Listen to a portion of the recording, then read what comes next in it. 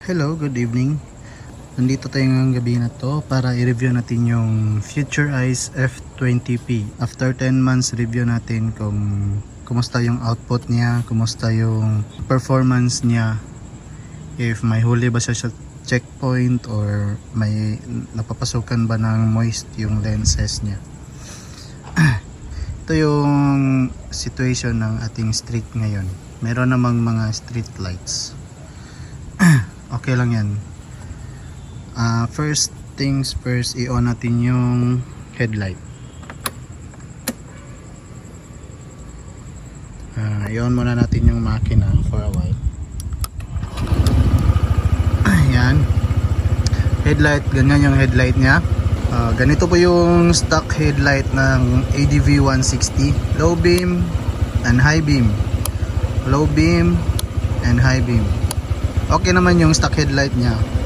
Sa city driving, hindi ko ginagamit yung auxiliary lights ko kasi solved na ko sa headlight niya. May mga ano naman sa daan may mga street lights.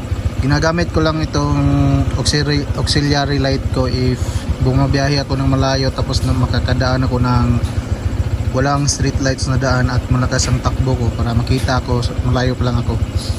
Yan, test natin yung low beam ni Future Eyes F20P. Yan po yung low beam nya. High beam naman. Ang low beam is white, high beam is yellow. High beam. Yan. High beam. Low beam, high beam. Tapos i-on natin yung fill light. Aside sa low beam at high beam, meron siyang fill light na puti. Yon, ganyan yung fill light niya. Tapos while naka-on ang fill light, ma-activate mo pa rin yung low beam at high beam. Low beam, high beam, low beam, high beam. While yung fill light is naka-steady. Tapos 3 modes na yon. May pang-apat na mode yung blinker. Yung dalawang auxiliary light nagbi-blink. Tapos naka-on pa rin yung niya, fill light. Yung panglimang mode is blinker na left and right. Ayan. Balik natin sa low beam, high beam. Kayo na pa yung mag-decide if okay ba yung buga niya after 10 months off natin. Yan lang. Okay, sa lens niya naman, after 10 months of being washed, wala naman siyang moist sa loob. Dumi lang, may dumi dito. Yung hindi masundot na hindi masundot ng pamunas dun sa loob. May dumi lang, wala namang moist. Basa lang ito. Kuha pa yan. Hindi naman po siya pinapasok kasi may nagtatanong sa akin na pinapasok ba daw ng moist kasi yung ibang nagre-review pinapasok daw ng moist. If yun yung issue niya po, higpitan nyo lang po itong apat na Allen bolts. Yan. Higpitan nyo po yan kasi may o-ring dyan na nagsisil ng sa loob para hindi magmo-moist yung loob nyo. Tapos sa checkpoint naman, hindi po siya hinuhuli sa checkpoint at walang nagtatanong na nagche-checkpoint na personnel.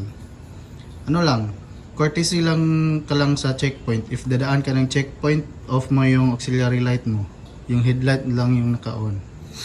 Tapos greeting sa mga officers. Good morning sir, good morning ma'am. Good evening sir, good evening ma'am. Ganun lang. Be courteous lang. Para hindi ka masita. Hindi yung maangas ang dating. Yan lang naman. Wala. So far wala akong issue dito sa checkpoint or dito mismo sa auxiliary light. Yun lang nga yung experience ko sa kanya. Goods na goods. Pakita ko pala yung switch. Ganito yung switch niya. Ito yung sa low beam at high beam. Tapos ito yung pang off. Low beam, 1 click. High beam, 1 click. Long press for off. Tapos ito naman yung sa blinker. Short press, 1 press for blinker number 1. 1 press again, blinker number 2. And vice versa. Tapos long press para on yung fill light. Tapos long press again para off yung fill light. Yun lang naman. Ang kagandahan dito sa Future Eyes is wala ka nang ibang bilhin pa para ikabit siya. Meron na siyang free na wire harness. O hindi ka na bibili ng additional na wire. Meron pang malaki na ballast na smart ballast. Hindi ka na bibili ng yung relay. Hindi ka na bibili ng relay. Tapos free number 3. Meron ng free na mga zip ties. Oo, may free zip ties na si Future Eyes. Hindi ka na bibili ng zip ties. Tapos free 1 year warranty. May card siya. Meron siyang card nandun sa box. Tapos may manual. Tapos yung wire harness niya matataas. Kahit sana nakalocate yung battery mo, aabot siya. Ito nga ang wire harness nito. Kahit dyan yung auxiliary light, dyan yung niya, yung switch. Tapos dito yung battery.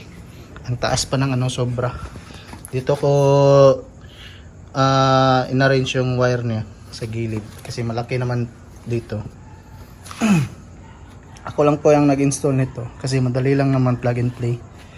Ang pagtanggal lang nito, nag-study ako sa YouTube University. Paano tanggalin itong cover na to. Ito lang naman yung tinatanggal. Tapos ito, buksan to. Masusundot mo na yung ibabaw na battery. Buksan nitong U-box. Yun lang naman. Okay, naka-on yung low beam ng stock headlight. Yan natin yung high beam. Yan yung high beam. Ngayon, yun natin yung auxiliary light low beam. Yan yung low beam po niya. High beam naman. Ganyan yung high beam. Tapos on natin yung fill light with high beam. Yan. Fill light with high beam. Tapos fill light with low beam. Ganyan yung fill light niya with low beam. Tapos fill light with blinker.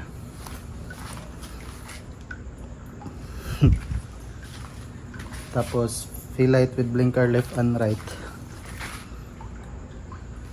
I-off natin yung blinker at i-off natin yung fill light.